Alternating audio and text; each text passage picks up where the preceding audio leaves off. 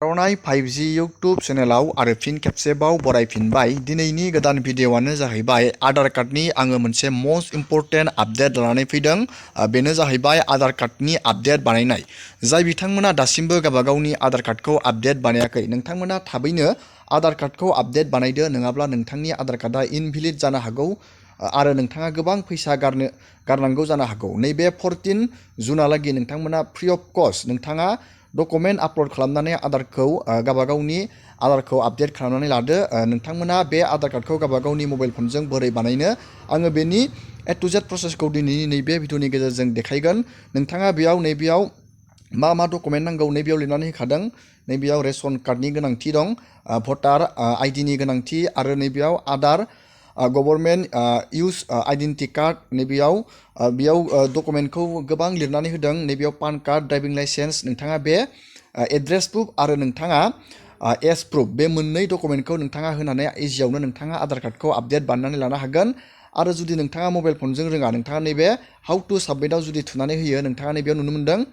नोंथाङा माइ आधार पर्टेलाव नोंथाङा जुदि मबाइल फननि अनलाइन खामानि रोंगोन, नोंथाङा नैबे माइ आधार पर्टेलावबो नोंथाङा बानायनो हागोन। आरो जुदि नोंथाङा मबाइल फनजों जुदि बानायनो रोङा, नोंथाङा नैबे CSC सेन्टाराव नोंथाङा थांनानै बेखौ आधार सेन्टाराव थांनानै नोंथाङा इजियावनो नोंथाङा आधार कार्डखौ आपडेट बानायनानै लानो हागोन। जोङो दानिया गावबागावनि मबाइल फनजोंनो बोरै आधार कार्डखौ आपडेट बानायना लानो हागोन, जोङो बेखौ नायदिनि। बे पेजनि लिंकखौ आङो भिडिअनि डिसक्रिपसनाव होनानै दोनदों। नोंथाङा डाइरेक्टयै लिंकआव थुबाथाय नैबे पेजाव फैनानै डाइरेक्ट आधार कार्डखौ आपडेट बानायनो हागोन। नोंथाङा आपडेट बानायनो थाखाय नैबे हम पेजाव फैफिननांगोन। नैबे आधार कार्डनि नोंथाङा नैबे नोंथाङा नैबे लगिनाव थुनांगोन। जोङो बे लगिनाव थुबाय।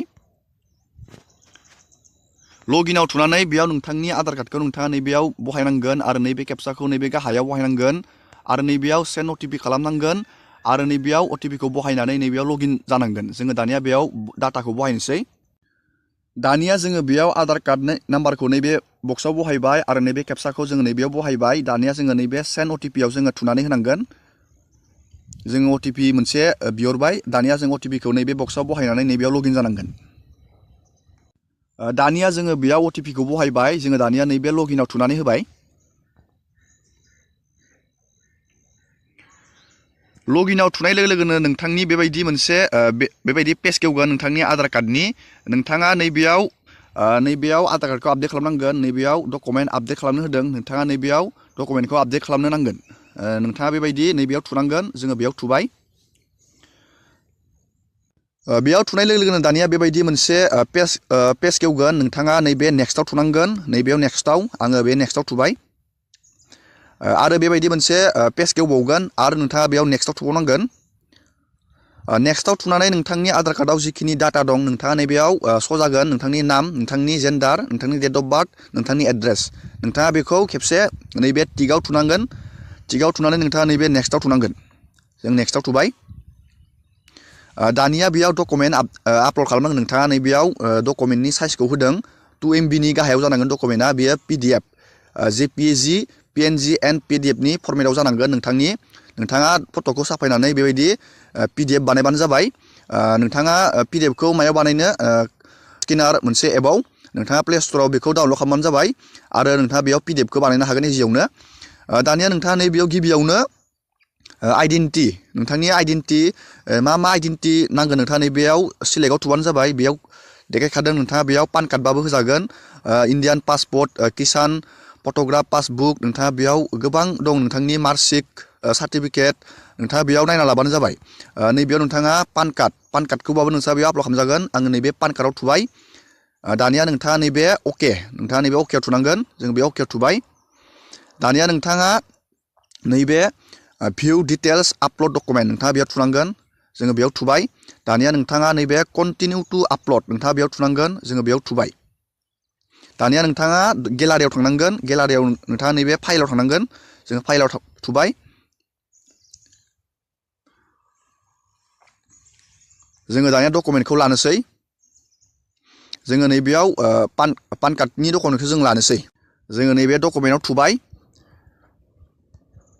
जोंनिया पान कार्डआ बेबायदि आपल'ड जाबाय नैबेयाव नोंथाङा बेबायदि नुगोन दानिया जोङो बेयाव एड्रेस प्रुफ जोङो बेयाव एड्रेस प्रुफआवबो डकुमेन्टखौ आपल'ड खालामनांगोन नोंथाङा नैबे सिलेक्टआव थुबानो जाबाय बेयाव मा डकुमेन्ट नोंथांनियाव दङ नोंथाङा नैबे नामाव नायना लाबानो जाबाय नोंथांनियाव मा डकुमेन्ट दं आङो हमना ला बेयाव मोनसे डकुमेन्टखौ आं सिलेक्ट खालामनोसै आङो बेयाव भटार आइडि कार्डखौ आङो बेयाव आपल'ड खालामगोन आङो बेलेग मानसिनि बानायबाय दङ आङो बेयाव बेखौ थुबाय नैबेयाव भटार कार्डखौ दानिया नोंथाङा आरोबाव नैबायदि अकेआव थुफिननांगोन जों बे अकेआव थुफिनबाय दानिया नोंथाङा नैबे भिउ डिटेल्स आपल'ड डकुमेन्ट नोंथाङा बेयाव थुनांगोन जोङो बेयाव थुबाय दानिया नोंथाङा नैबे कन्टिनिउ टु आपल'ड नोंथाङा बेयाव थुनांगोन आं बेयाव थुबाय दानिया जोङो आरो फाइलाव थांफिननांगोन नोंथाङा बेबायदि थांबानो जाबाय दानिया नोंथाङा नैबे डकुमेन्ट भटार कार्डखौ नोंथाङा आङो दहाय बुंनाय एबा नैबे क्लियार स्केनार नोंथाङा बेखौ डाउनल'ड खालामनानै जाबाय बे इजि जायो बे एबा दानिया आं बे डकुमेन्टखौ सिलेक्ट खालामबाय दानिया आं नैबे अपेनाव थुनानै होबाय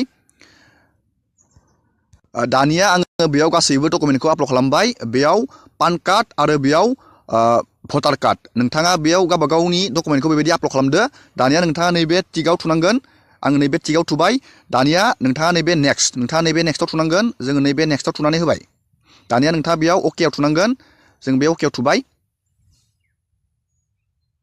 नेक्स्ट जोङो बेयाव साबमिटआव थुबाय पेमेन्ट जालाबालासिनो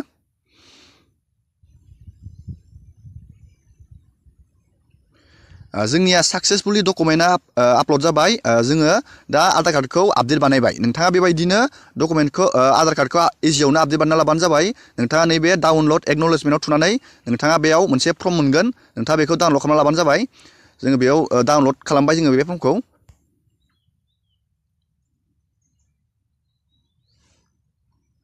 बेबायदि मोनसे एक्न'लेजमेन्ट फर्म मोनगोन नोंथाङा बेखौ मोजाङै दोनबानो जाबाय नोंथाङा बेबायदिनो इजियावनो आधार कार्डखौ आपडेट बानायना लाबानो जाबाय दिनैनि गेजेराव दिनैनि भिडिअखौ आङो बेखिनियावनो फोजोबबाय नोंथांमोना भिडिअखौ मोजां मोनोबा लाइक खालामबानो जाबाय शेयार खालामबानो जाबाय आरो बेबायदिनो गोदान गोदान आपडेट मिथिनो थाखाय चेनेलखौ साबस्क्राइब खालामबानो जाबाय एसेनोसै दिनैनि भिडिअ